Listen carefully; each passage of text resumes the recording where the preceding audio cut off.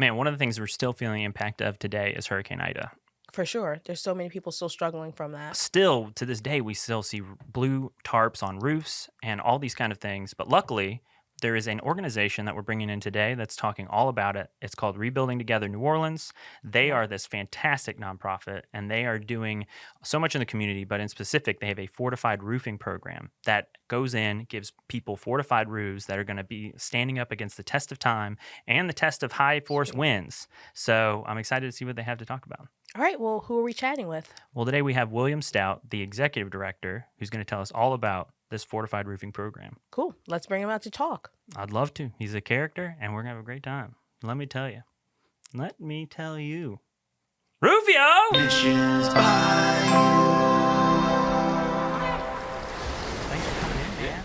Awesome. Happy to be here. Yeah, well, great to have you come in and talk to us. I know I'm really excited about this initiative, and it's something that you see it a lot, but you never really know who's working on it and doing things about it. But going into it, why was it so important for you to dive into this problem and do fortified roofing and to solve this? Yeah, I mean, I think we still as New Orleanians see blue tarps everywhere. And sometimes it sort of becomes just part of background noise. But we have so many homeowners in our community that are just not able to make basic repairs, and roofs don't get better over time, they get worse. And so as an organization, we want to make sure that everyone has the right to live in a safe and healthy house. And it starts at the top down. If you have a roof leak, everything in your house is going to get worse. You're going to get mold, you're going to get pests, you're going to have rot. All of those things become a lot harder to repair if your roof is just leaking over time. And so our organization really is a long-term recovery organization responding to constant disasters, but we're also a resilience organization. We're making sure that people have the right to stay in our community as long as they want to. That's awesome. And as a part of that, I know you got a lot of calls out of the blue. Yeah. And this program, like, how did this program come to be, for you guys to really start attacking and fortifying roofs? Yeah, so Rebuilding Together New Orleans has been here since 1988. But really, post Katrina, the organization doubled in size. Post Ida, we continue to grow and expand. But unfortunately, the need just doesn't match the demand because there are so many low-income households in this city that need repairs. And so, as an example, last year we had about 800 calls for new homeowners that need help, that qualify for our services. That's stacking on top of the hundreds of people that were on our wait list because we only did 144 projects, which is a 44% increase year over year. Crazy growth. And we're expecting that again this year. But the problem is that we can't keep up with it. And so that's why we focused on roofs, because if we can at least make sure that somebody has a dry place to live, we know that we're at least preserving that house, because so often our team goes into a house and the house is basically condemnable. That no one should be living there, but people are because they have no other choice. But it's often we correlate that to there was an active roof leak that caused all of these other problems, and now it's past repair. And so we want to triage as much as we can, and we think roofs is a great place to start. That makes sense.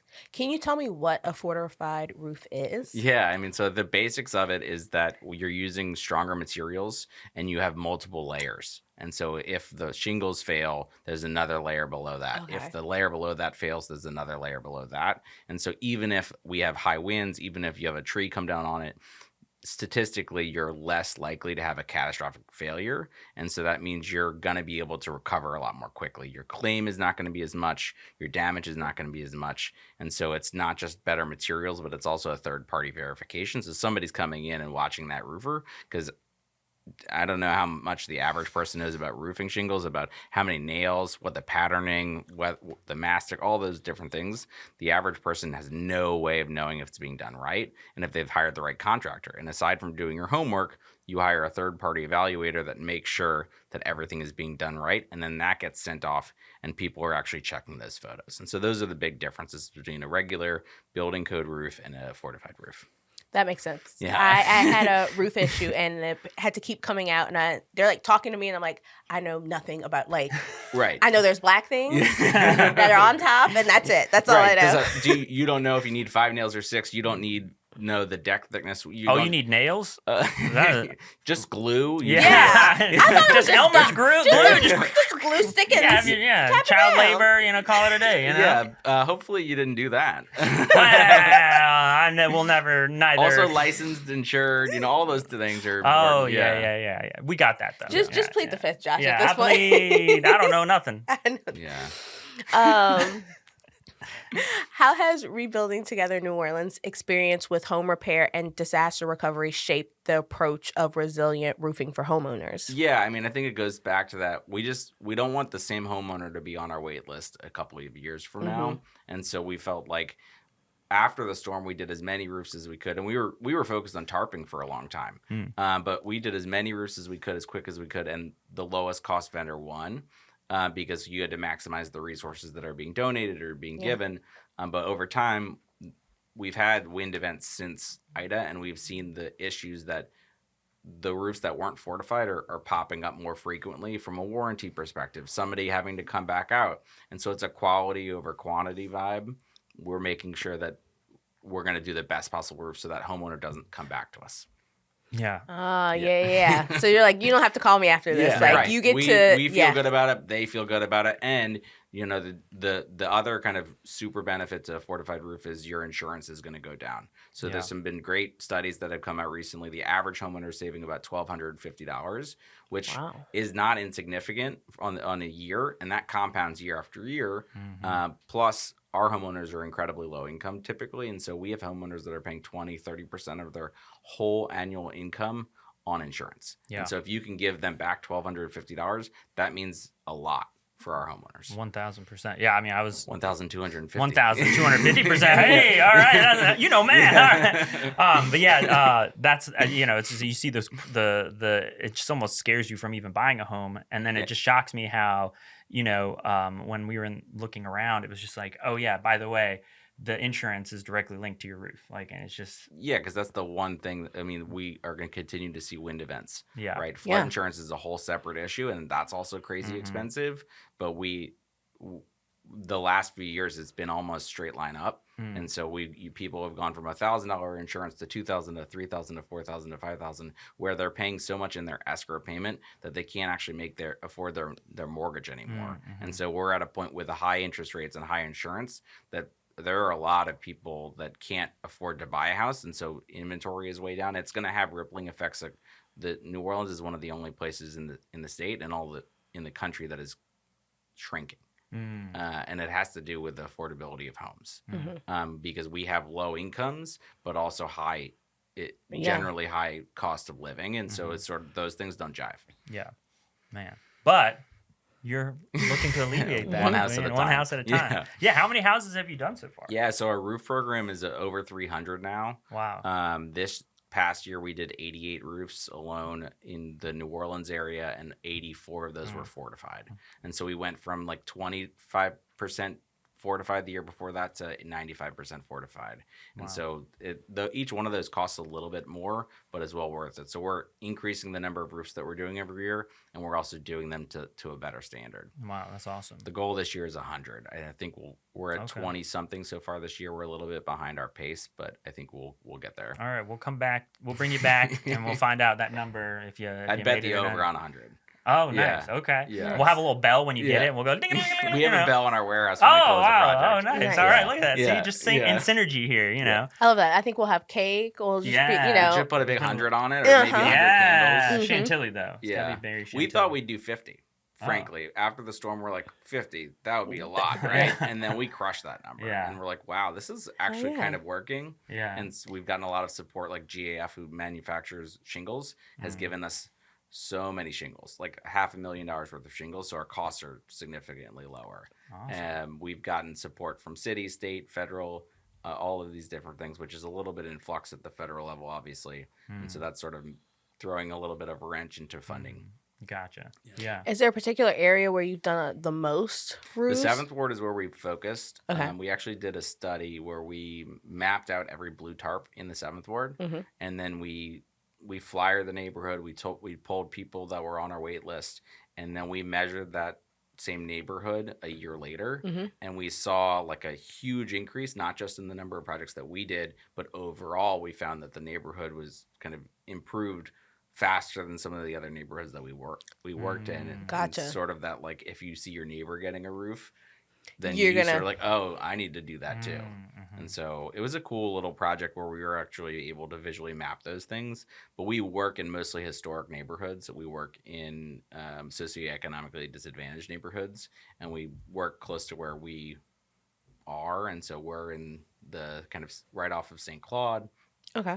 People know where we are. And when we work on St. Rock Avenue, then we get 30 applications on St. Rock Avenue because somebody sees one thing and they're like, oh, damn, because the hardest thing that we have sometimes is to get homeowners to turn in documents because they don't believe it because it's too good to be true, which is fair because you have to turn over a lot of sensitive information to us to qualify because we have to do like a lot of BS vetting from a HUD perspective. And so we'll have one homeowner get one roof on Piedmont, and then the whole neighborhood's like, oh, damn, let's do that. And so we'll spend a whole year on Piedmont working up and down Gentilly. It's like a domino. Once it falls, absolutely. they all and then that neighborhood, so there's the goal is actually from a fortified perspective, if we can get a 20% of a community to be fortified, everyone's insurance will go down in that neighborhood because actuarially you'll get a lot more competition from an insurance perspective. More people will write that neighborhood, but then also the risk rating for the whole neighborhood goes down.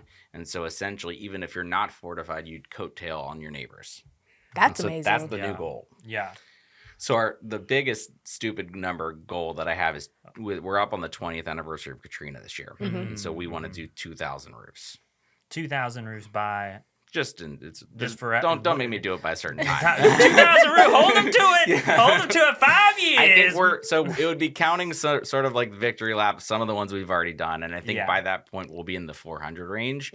I think it's just a point of talking about we're 20 years post a massive event as a city. We need to talk about what are the next 20 years for our community looks like, and being more resilient and not doing the same thing we always do is really important. Yeah, that's awesome. I mean, and I guess too, for everybody out there that might be enticed in this program, you mentioned you have to get a lot of sensitive information from them, but what is the actual process of, being qualified, and what qualities do you need to have to do it? Patience. All right. Honestly, Patience? So you have to be a low-income homeowner. So the AMI for roughly is about $40,000 for a single household. It goes up as there's more people in the house. You have to be elderly, disabled, a veteran, or a single head of household with young children. You have to own the house for more than 3 years. So you can't just buy a fixer-upper and be like, yo, can you fix this for me? You can't own... I'm unemployed, You man. can't own multiple properties. You can't have a reverse mortgage. There's a lot of other stuff that we have to check for. But the most important thing is patience, because once you call, you start a clock. But on average, we can't go even look at the house to see if you qualify for about a year. Because that's how long the wait list is that we pull kind of first in, first out. And we have so many people before. And so the best thing and advice is call and start the clock, and then kind of check in every 6 months and say, hey, I've been on the wait list. My roof's getting worse. Sometimes we can triage like super critical emergencies, but generally speaking, because this pace of our funding and the type of funding that we have, federal, state, yada, yada, it makes everything really complicated. And so we have to make people wait because we have to serve the people that ask for help first. That makes sense. Wow. Yeah.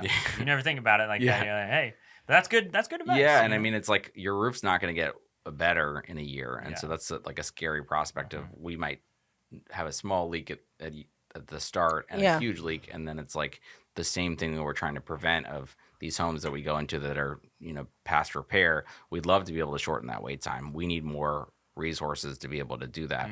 But there would be a huge increase in the deferrals would go down if we were able to get the houses sooner. Yeah. If we could stop a termite infestation earlier, the whole house doesn't have to be rebuilt. And so like we want to get there quicker. We know it's sort of a broken ass system to wait a year, but it just if somebody wants to clear my 1,000+ wait list, then we could go out the next day. Right. Yeah, so if anybody's listening and just wants to come and Yeah. do a quick 1,000 roofs, Yeah. like The Pop on in. billionaire Yeah. philanthropist that actually Yeah. wants to solve a problem here. Who do we need to call out? Yeah. Let's bring it. Let's or we let's could name some names. We could cut some departments. I don't know. Oh, yeah, I'd be yeah, cynical, yeah. You open up a can of worms Yeah. with that one, buddy. So what have you learned so far with the 300 roofs you guys have done? Yeah, I think there's an adage in construction that you can have fast, cheap, and good Mm-hmm. in the triangle, but you can never have three sides. Hmm. And so I think that's roofing is very much that. You can have a really good contractor that does it fast. He's not going to be cheap. Mm. Yeah. And so we did a lot of cheap and fast roofs. They weren't always the best roofs. Mm. And so I think the most important two elements of a triangle, especially in roofing, are good. Yeah. Good Quality. and fast. Because the Yeah. quicker you get it on, the sooner you're able to kind of Yeah. triage all those other issues. The other things. Yeah. Yeah. Wow. Yeah. What's on the horizon? Like, what are you trying to do next with the program? Yeah, I mean, we have big plans for 2025. I think, part of it is talking about what does the next 20 years for our organization look like, and how do we get to 200 projects. So this year's goal is 200. Mm-hmm. We were at 144. It's a 37% increase. Our Bayou program's goal is going from 40 to 55. So we're still, even from a headwinds perspective, we're in probably the worst market for a nonprofit from the headwinds we're facing politically, locally, and with all of that, we're still trying to kind of sprint forward while a lot of organizations are going to be retreating. Gotcha. Yeah, and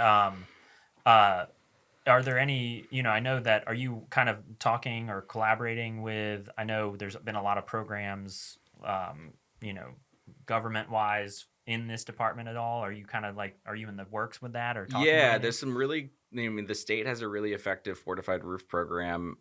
Louisiana Department of Insurance, I think some promising things happening there where they are starting to listen to some nonprofit partners, and they want what's best for our community, which is that everyone gets a roof regardless of their income, because again, it's about the community being more resilient. And so there's some exciting things in the works there. We continue to work with state and local officials at this point, and then, private philanthropy as well. Because there's just, it's a really easy sell in that roofs make our community more resilient. And it also has so many other byproducts, energy efficiency, whether all of these things start from the top down. And so I think if somebody, and then insurance is something that now everyone understands, homeowners or renters, because if you're a renter, your rate went up as a renter because your landlord's insurance went up, period. Yeah. And same thing, if you are high net worth, your insurance is crazy expensive. If you're low income, your insurance is crazy expensive. So I think it's one of those things where as a state, we pay 2.1% of our income to insurance. It's the highest rate in the country. Wow. And so it's one of the things that people can relate to it and understand it and touch it. It's not esoteric. It's not, and we're not talking about controversial things. We think that our neighbors shouldn't live in really unsafe conditions. For sure. We think that people that have lived in neighborhoods for generations should be able to stay there if they want to. We're not talking about, we're talking about basics, that everyone has a right to live in a safe and healthy house. For sure. And this house that's probably been in someone's family for a generation should be able to still be a safe and livable house for subsequently more generations, Yeah. And we're stronger together when we have neighbors that can let our dogs out, when we have somebody that'll pick our packages off our porch. All of these things are fundamental to what New Orleans is, and the fabric of our community is saying hello to everyone, even if they're a stranger. But your neighbor shouldn't be your stranger. Yeah. And you should, if they have concerns, you don't often know what's behind their door. Yeah. That they have leaks, that they don't have running water. There's some really gnarly projects that we've been in that you would never guess because you're not. And so that's just, you got to look out for each other. Yeah. Yeah. That's pretty wild to think about. Yeah. Because you're there for the roof, but then you're like, wow, look at all, you see everything. Yeah. So we fully triage, we're looking at top to bottom, like a home inspection. We're looking at, is there a gas leak? Is there water leaks? Is there other elements in the house that make this unsafe? We've been on, I went on one on St. Anne where you had to walk on the joists because the floor was so soft. Oh, wow. That if you walked between it, you would basically fall through. And there's someone living there. We have homeowners that are living in black mold, lead, you name it. Every day, our team looks at about 4 projects. Wow. And then every day they write an email that says, this is the homeowner, these are the concerns, this is the funding source that we have, and yes or no. And probably 50% of them we have to say no to, maybe a little bit less, because there's something so fundamentally wrong with the house that we don't think we can serve it.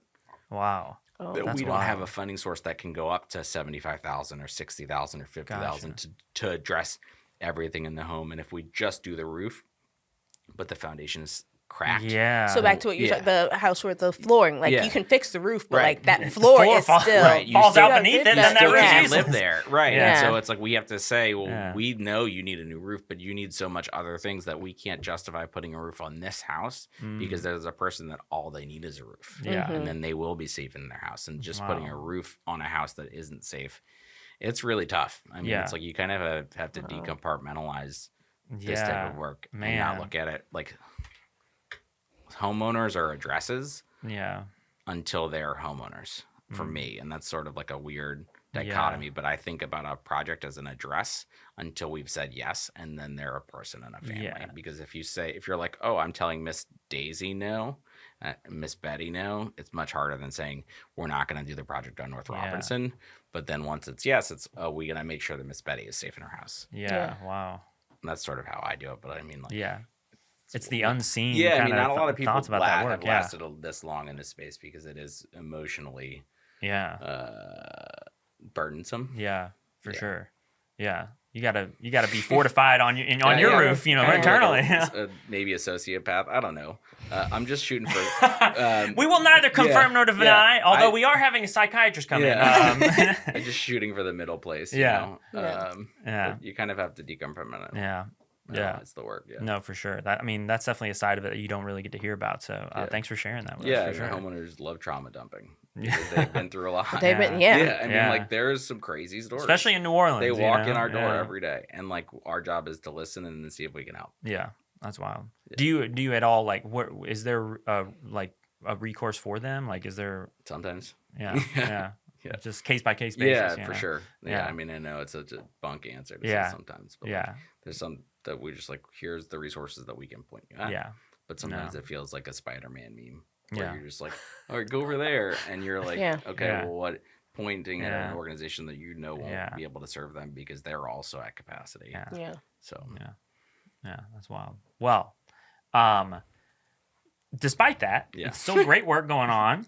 yeah. And it's work that needs to be helped in a lot of different ways.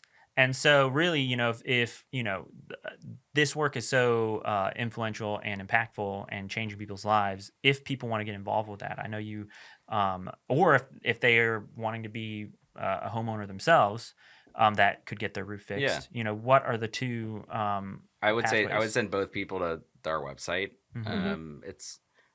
We get so many calls that calling is probably the worst way to get in touch with us, unfortunately, because that can take a week or 2 weeks to sometimes get a new homeowner on the wait list. But visiting rtno.org, you'll figure out the eligibility. You'll see what service events we have.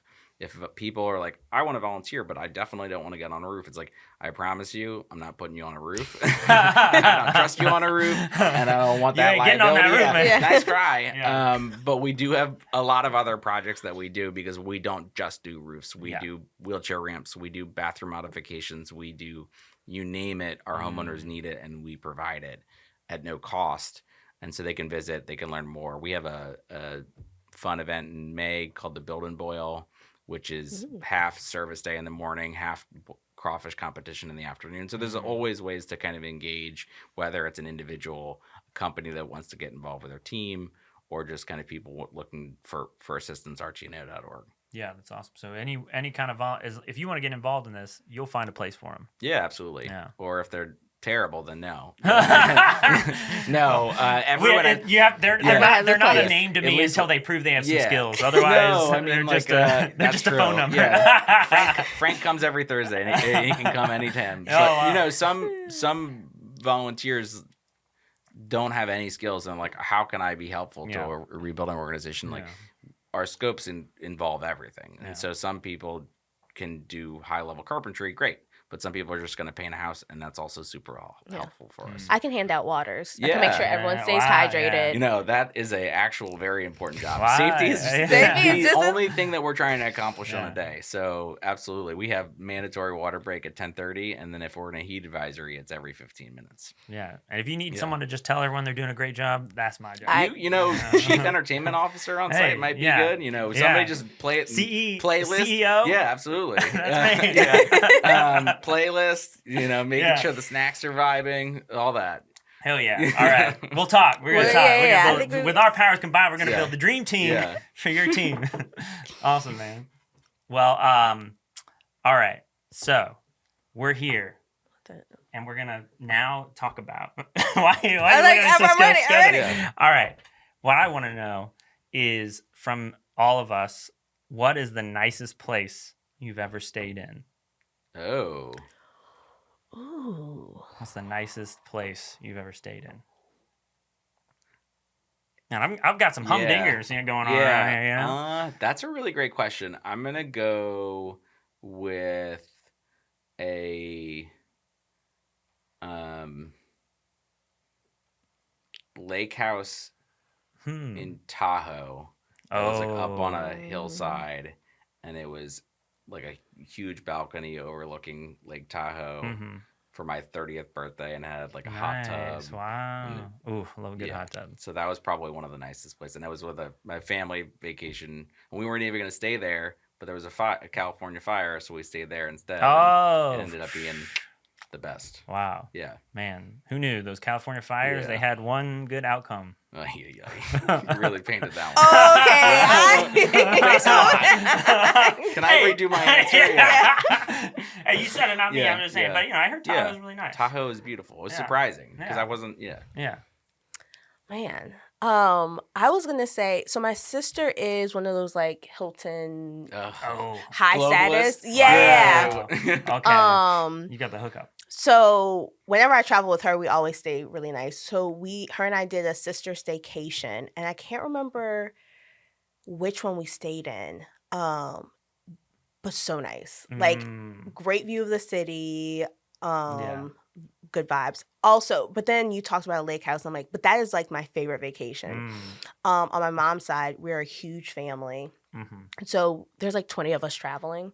And we got these 2 giant lake houses and in the cul-de-sac. So it was just us. And so it was just fun, like bopping between the 2 houses. There was like 4 floors in each house. This was like a little retreat. Yeah, exactly. Yeah. You have the walk out Maya to the family dock. summits every year. That is, something like that. I love that. You make it sound way more relaxing than it sometimes is. It's family. It's an obligation. Yeah, that's great. Oh man, I love it. That was a good answer, man. What you got? I would say my best day was tethered to one of my worst days that I've ever had, but my best day was in Italy when I was we went to this cooking trip. My dad got me for my 21st birthday, this cooking trip in Tuscany. And we like drove out to this like Tuscan villa. The whole experience was just wild. And just driving out to this villa, we had to like take these back roads because there was like just a random Italian race car around the mountains thing. So we had to like go over all the back roads or whatever. And but the villa itself was just so immaculate, so beautiful. It was like overseeing the hillside. I just love a good view. I love mountainous views, and you can just see the mountains. And it was just like this. Why do you nice... live here then? It's like it's kind of like the thing where it's like maybe it would get ruined for me if I saw it every day. I totally feel the same way. So but no, I get that. Yeah, but it was just like what was funny is like they had all these little herbs growing everywhere, and then you would wake up, go to this beautiful kitchen that was huge kitchen range, and you would just cook. You would cook everything all day, like that's all it was. It was a cooking like trip. So you would you had this like chef that came and like would she would just teach you how to cook meals, and you would eat those meals like all 3 meals of the day. And then I was like, I mean, it is kind of funny because to me that experience was so great and in this day that I didn't really get to experience the actual villa that much because I was just so ingrained in like the cooking and the countryside and everything like that. But yeah, that stay was just unbeatable in that way. Yeah. So, that's awesome. yeah. So I still haven't done Tuscany. It's great. Yeah. It's great. Especially like out in like, because like Florence is like a thing, but Tuscany itself is just like, I think I've done Florence. We didn't do like a Tuscan villa. And as a kid, it was like it's different. Yeah. 21 deep reds. Yeah. You have to appreciate that. Yeah. Well, thanks for coming, man. This was fun. Yeah, awesome. Yeah. This was a great conversation. Absolutely. Yeah. So anytime you want to come and volunteer, you guys are welcome. All right.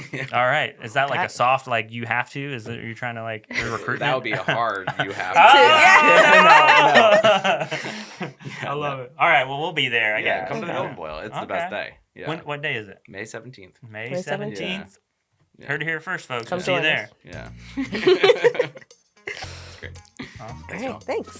Thanks for listening to Missions Bayou, powered by Comfy Stone. If you enjoyed this episode, be sure to follow the podcast wherever you listen. And if you're watching on YouTube, don't forget to subscribe and drop a comment, letting us know your thoughts and who you'd like to hear from next. We'll see y'all next time. Bye.